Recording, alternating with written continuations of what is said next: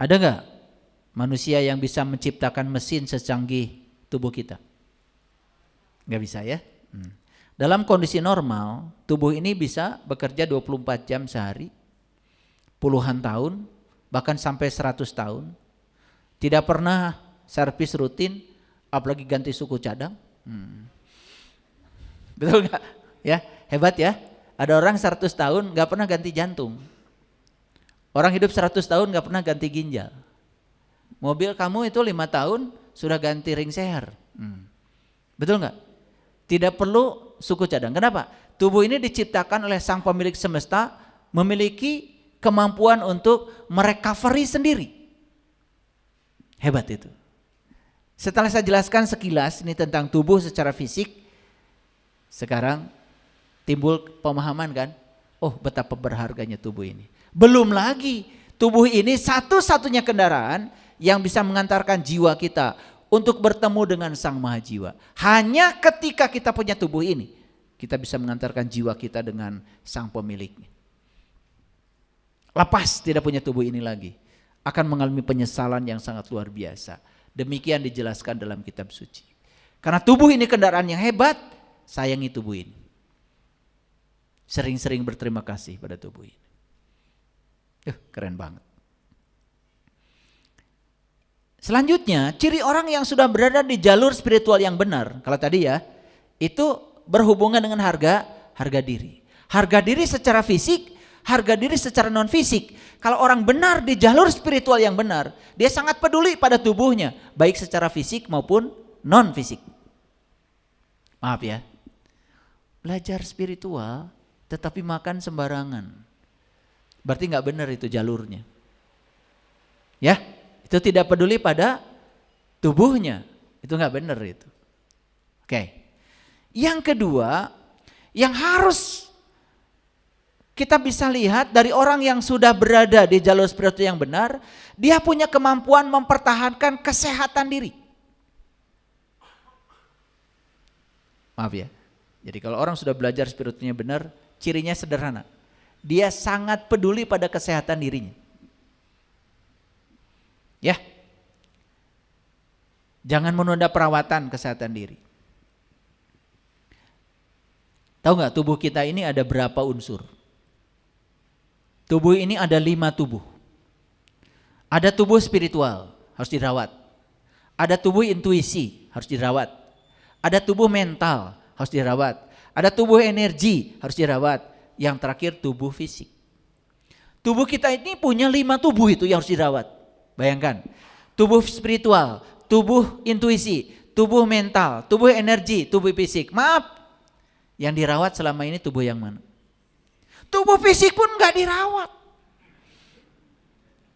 Cuma dikasih makan aja. Dikiranya dikasih makan itu merawat? No. Kalau makannya sembarangan malah menghancurkan tubuh. Kalau makanannya itu teratur, ngerti yang dibutuhkan tubuh, itu baru merawat. Bayangkan, kita punya 5 tubuh, tubuh spiritual gak dirawat, tubuh intuisi gak dirawat, tubuh mental gak dirawat, tubuh energi gak dirawat. Yang terakhir tubuh fisik pun cuman seadanya aja. Bagaimana berharap kita bisa sehat? Ada nggak orang yang mengorbankan kesehatannya untuk uang? Banyak. Bahkan rela tidak tidur, malam-malam ngelembur demi untuk uang. Besoknya uang yang didapat dipakai ke rumah sakit untuk mengembalikan kesehatannya kembali. Ya, tubuh ini adalah kendaraan untuk mengalami dunia. Ulangi ya, tubuh adalah kendaraan untuk mengalami dunia. Maka tubuh ini diciptakan Allah untuk bisa merasakan dunia. Maka organ tubuh kita ini diciptakan oleh Allah untuk merasakan semua sensasi dunia. Bayangkan, tubuh yang tidak sehat. Kesehatan itu fondasi. Karena kalau tidak sehat, yang lainnya hilang. Betul? Makanya kita perlu sehat secara holistik. Ini harus saya jelaskan, sehat secara holistik gimana? Ada risetnya. Jadi sehat secara holistik itu begini. Tubuh yang paling ujung, yang paling utama itu namanya tubuh spiritual. Tubuh yang kedua namanya tubuh intuisi. Tubuh yang ketiga namanya tubuh mental. Tubuh yang keempat namanya tubuh energi. Tubuh yang kelima namanya tubuh fisik. Makanya ada orang belajar cakra kan? Nah itu mengaktifkan energi dalam tubuh. Itu bagus itu, ya bagus. Gak sesat itu, keren. Yang suka menyesat-nyesatkan tuh gak ngerti itu. Ulangi, tubuh yang paling utama, tubuh spiritual. Yang kedua, tubuh intuisi. Yang ketiga, tubuh mental. Yang keempat, tubuh energi. Yang kelima, tubuh fisik. Nah, menurut riset, kalau orang sehat tubuh spiritualnya, 4 tubuh yang di bawahnya sehat. Jadi kalau ingin sehat semuanya, yang harus kita sembuhkan pertama kali apa? Tubuh spiritual.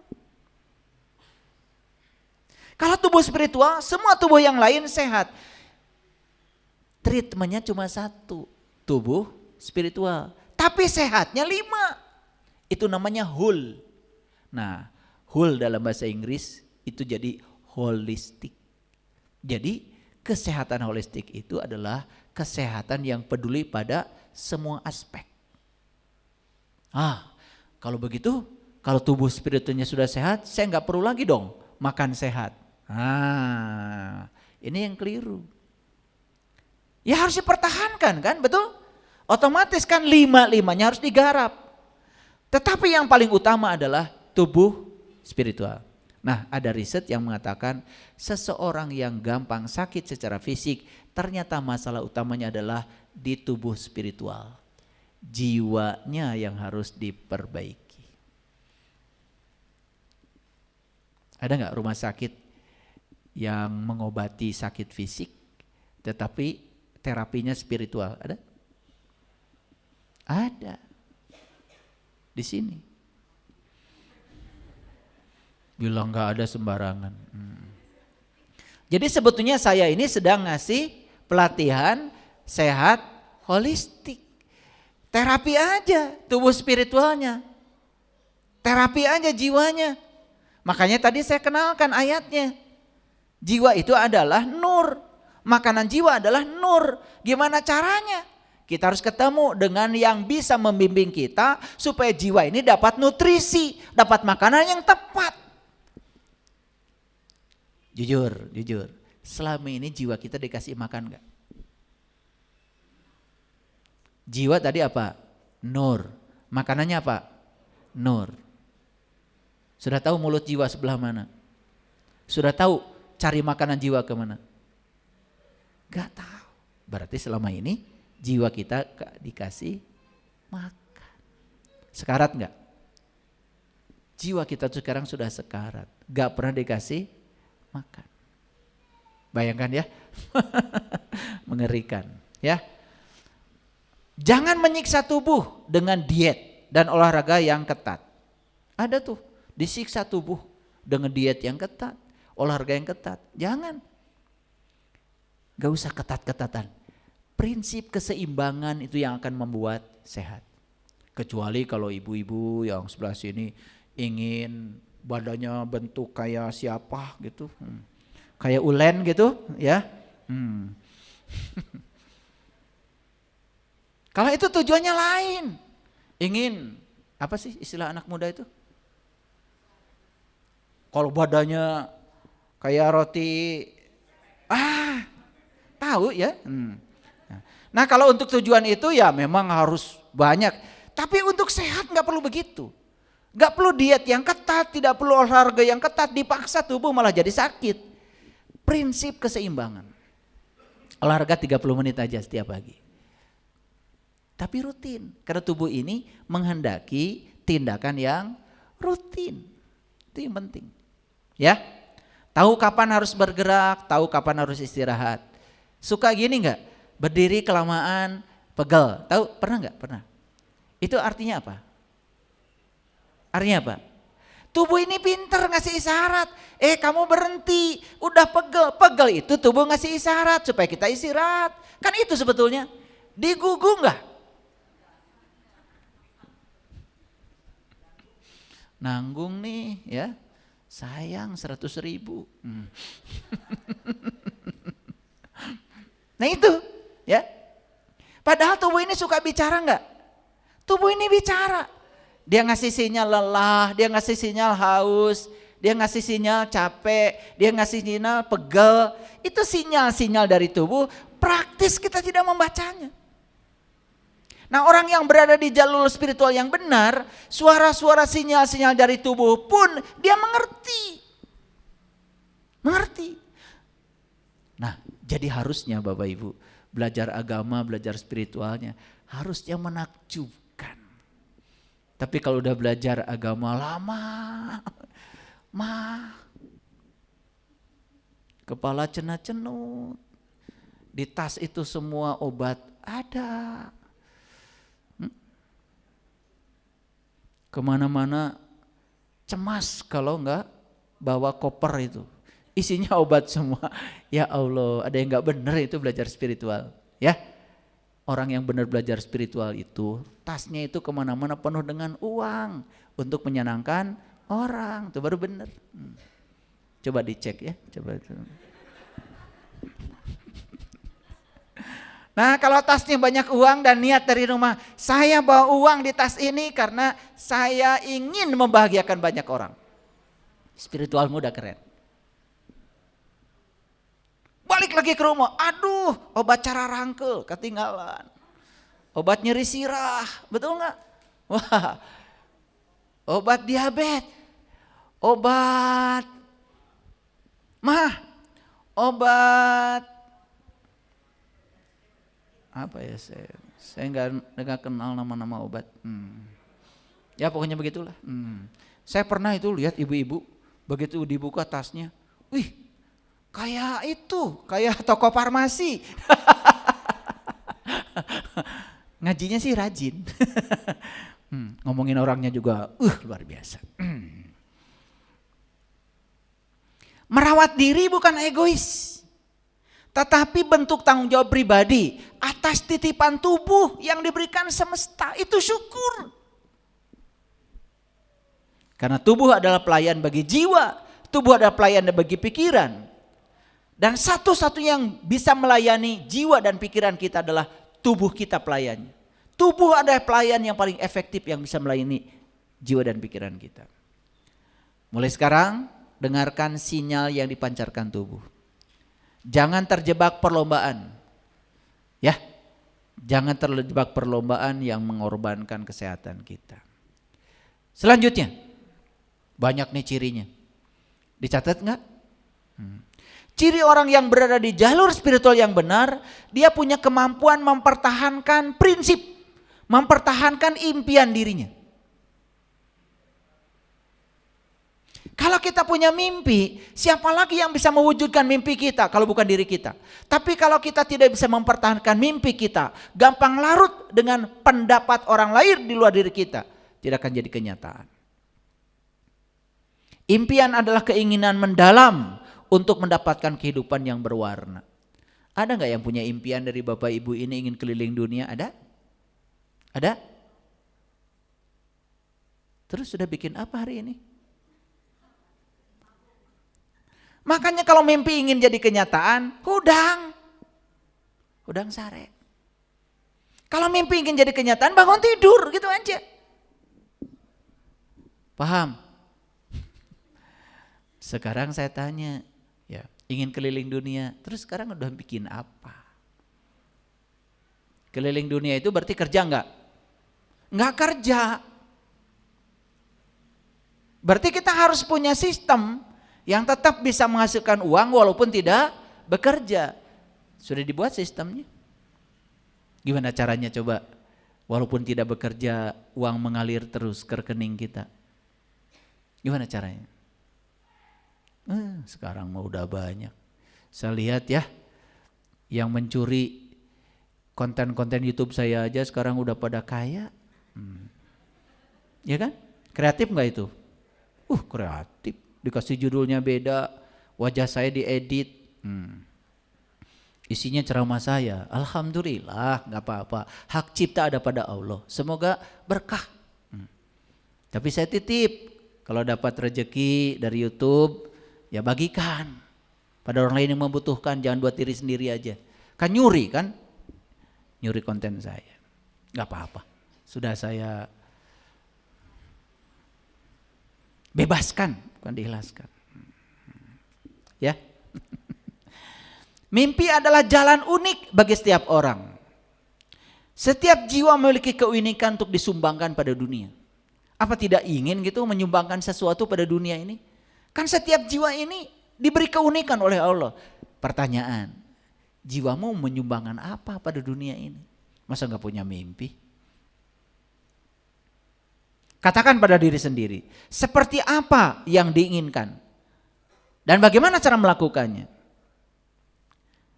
Mimpi mengharuskan kita keluar dari zona nyaman dan mengambil risiko yang lebih besar. Orang yang punya mimpi ingin mewujudkan mimpinya, pasti harus keluar dari zona nyaman. Dan harus berani mengambil risiko. Jangan biarkan orang lain memproyeksikan ketakutannya kepada kita. Jangan hiraukan validasi orang lain. Hambatan terbesar dari tindakan akan memajukan tindakan. Jadi kalau ada yang menghambat tindakan kita, itu artinya kita harus bertindak lebih keras lagi. Kan bagus. Bagus nggak? Bagus. Ciri orang yang berada di jalur spiritual yang benar punya kemampuan mempertahankan nilai-nilai. Karena nilai adalah intisari siapa diri kita. Jangan mengorbankan nilai-nilai kita untuk membungkuk pada kejahatan. Dunia akan terus menguji nilai-nilai kita. Maka setiap hari itu nilai kita diujikan. Betul nggak? Diuji, dihadirkan orang-orang untuk menguji nilai kita. Apakah Anda ini seorang peramah? Apakah Anda ini seorang pemarah? Kan diuji nilai kita itu setiap hari. Jadi sebetulnya semua kehidupan di sekitar kita itu sedang menguji nilai kita.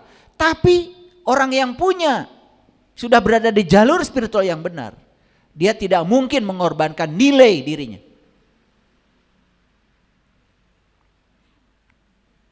Lalu yang terakhir, ciri orang yang sudah berada di jalur spiritual yang benar, dia punya kemampuan mempertahankan kebahagiaan diri.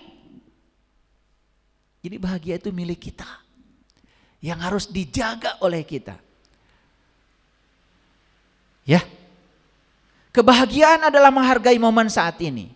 Kebahagiaan adalah hidup sesuai dengan diri sejati kita. Kebahagiaan adalah budidaya diri, di mana hidup dengan integritas. Kebahagiaan adalah kepuasan yang mantap, bahkan saat kita mendapatkan hal yang tidak kita inginkan. Kebahagiaan bahkan terdapat pada hal-hal kecil yang sering diabaikan. Pada secangkir kopi pun ada kebahagiaan sebetulnya. Pada pemandangan yang indah ada kebahagiaan. Kebahagiaan berasal dari rasa syukur ketika kita mendapatkan, kita dapat menerima diri kita apa adanya. Kebahagiaan bukanlah di akhir dari sebuah proses, melainkan di setiap langkah. Coba, pernah lihat gak? Orang mau naik gunung, mikir, wah tanjakannya banyak. Begitu kita melihat keseluruhan perjalanan kita, langsung pikiran mengatakan, tidak. Tapi coba, kalau kita melakukannya selangkah, selangkah, selangkah. Jangan melihat keseluruhan perjalanan, kan hidup juga cuma sehari-sehari. Lihat aja, selangkah di depan, pasti akan selamat. Dan terkejut ya, ternyata kita punya kemampuan untuk menaklukkan gunung setinggi apapun. Hanya dengan melangkah, melangkah, melangkah, melangkah. Seperti hidup. Jadi kalau sehari satu ayat, satu ayat, satu ayat, satu ayat, tapi konsisten itu. Saya setiap malam itu pasti bangun tidur dan membaca walaupun cuma satu ayat. Saya merenung satu ayat, merenung satu ayat. Dan bisa hafal 30 juz itu bukan karena ingin hafal. Karena saking biasanya aja membaca satu ayat, satu ayat, satu ayat. Lama-kelamaan bahkan nomor-nomor ayat itu, nomor ayat, nomor surat tentang apa, itu hafal di sini.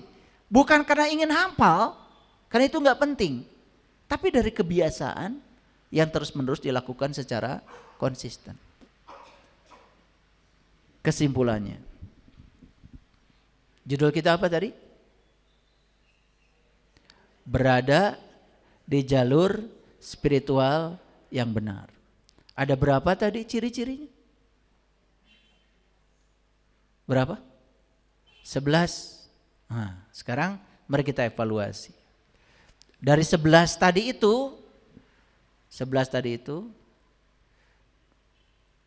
ada berapa yang sudah kita miliki?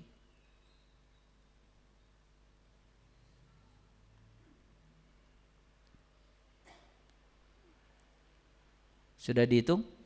Kekuatan manifestasi,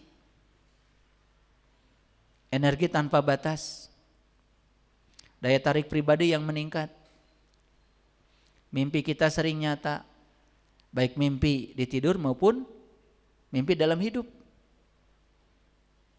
Persepsi ekstrasensori, ya, ini soal intuisi yang hidup, kedalaman batin yang mendalam, sukacita tanpa sebab, kemampuan mempertahankan harga diri, gak mau dijual harga diri pada orang lain, ya, baik secara fisik maupun non fisik, ya. Kemudian apa lagi? Kemampuan mempertahankan kesehatan diri, mulai peduli pada kesehatan. Ada berapa tubuh tadi? 5 ya. Ya. Rawat 5-5-nya. Tubuh spiritual. Sudah tahu caranya? Baru tahu namanya aja hari ini ya. Tubuh spiritual, tubuh intuisi, tubuh mental, tubuh energi, tubuh fisik ya. Ternyata 5-5-nya yang diurus yang mana katanya tadi? Yang fisik pun olahraga enggak, makan sehat enggak, betul enggak? Subhanallah ya, betapa banyak ya, enggak apa-apa ya. Yang paling penting hari ini kita bisa sadar. Kemampuan mempertahankan impian kita, prinsip kita, kemampuan mempertahankan nilai-nilai kita. Tidak mau ya dirusak nilai-nilai kita dengan mengorbankan ya ini ya. Bimbingan yang terdalam dari batin kita itu ya. Kemampuan mempertahankan kebahagiaan diri kita. Bapak Ibu bahagianya sudah bisa sendiri atau masih harus dibantu orang lain? Udah bisa sendiri? Ya. Kalau udah bisa sendiri kan itu namanya sudah qiyamuhu binafsihi itu. Kalau bahagianya masih orang lain harus setuju sama kita. Kalau setuju bahagia, kalau tidak setuju nggak bahagia, hati-hati. Kita sedang mencoba mengendalikan sesuatu yang jelas-jelas tidak bisa kita kendalikan. Yang bisa dikendalikan dari diri kita berapa? Coba 3. Apa saja? Pikiran kita, perasaan kita, sikap kita. Itu aja. Tubuh bisa dikendalikan? Gak bisa ya. Ini buktinya ya. Kalau bisa dikendalikan atau gak tua, gak peot ya. Buktinya tubuh aja tidak bisa dikendalikan. Tubuh yang milik kita aja tidak bisa kita kendalikan. Apalagi kita mengendalikan tubuh orang lain. Nah, mulai sekarang fokus kepada segala hal yang bisa kita kendalikan. Pikiran, kuasa saya. Perasaan, kuasa saya. Saya mau berpikir seperti apa, mau merasa seperti apa, mau bersikap seperti apa, itu kuasa saya. Coba, mulai dari situ. Percaya sama saya, hidup mulai menemukan ketenangan. Oh ternyata sumber masalah saya adalah diri saya sendiri. Karena apa? Pikiran ini dikendalikan oleh orang lain. Tidak dikendalikan oleh diri kita. Perasaan kita dikendalikan oleh orang lain. Sikap kita bahkan dikendalikan oleh orang lain. Jadilah kita orang asing di tubuh ini. Tidak punya kendali yang cukup untuk mengendalikan diri sendiri. Coba mulai dari situ ya, dari hal kecil. Bagaimana kalau dari 11 itu saya baru punya 1 aja? Gak apa-apa, 1 juga punya. Bagaimana dari 11 itu gak punya 1 pun? Gak apa-apa. Gak ada yang apa-apa. Gak apa-apa. Tetapi segera mulai. Agar memiliki 1 aja indikator bahwa kita berada di jalur yang benar. Ya, sehat atuh, Yang 5 tadi bagus. Saya kira itu ya kajian kita hari ini. Semoga teman-teman, sahabat-sahabat yang di rumah juga yang mendengarkan kajian ini kajian sangat umum dan berlaku umum. Saya sengaja memberikan tips-tips untuk bisa mengukur apakah saya sudah berada di jalur yang benar atau tidak. Kalau kita tidak berada di jalur yang benar, saya kira sulit untuk bisa memiliki 11 yang saya sampaikan hari ini. Terima kasih. Assalamualaikum warahmatullahi wabarakatuh.